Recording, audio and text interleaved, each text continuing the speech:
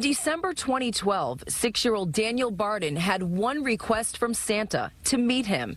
His mother and father never got to answer this letter. There are many times where Jackie and I are both still trying to figure out what happened to our little Daniel. The horror of this scene around Sandy Hook Elementary School still fresh in their minds.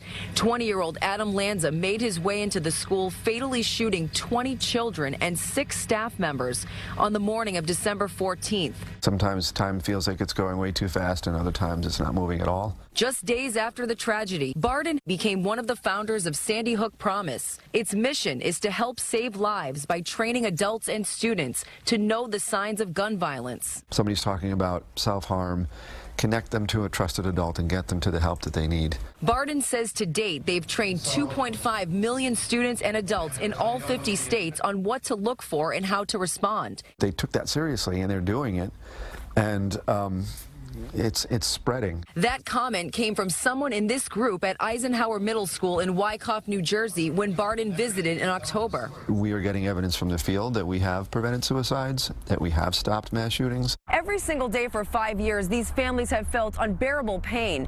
But Barden says their hearts go out to the first responders and what they had to deal with the second they arrived in Sandy Hook. Retired State Police Lieutenant J. Paul Vance not only had to walk into the heart-wrenching crime scene at the school, he had to keep his composure, updating the media as the number of lives lost kept increasing. That particular day was probably one of the most tragic, horrific scenes that I've ever seen in my professional career, over 43 years. How did you do it? You know, your training kicks in. You do what's expected of you. But he remembers the hurt evident on all of their faces. You start thinking about the whole incident. You start thinking about your own family. Vance says it's painful to turn on the television and see more and more mass shootings. By learning from each other in law enforcement and in other venues, we can make our ability to prevent these things just a little bit better. I feel like I'm truly tangibly honoring the way he lived his life through the work that we're doing at Sandy Hook Promise. Barden says his family and all of Newtown appreciate their privacy on this extremely painful day.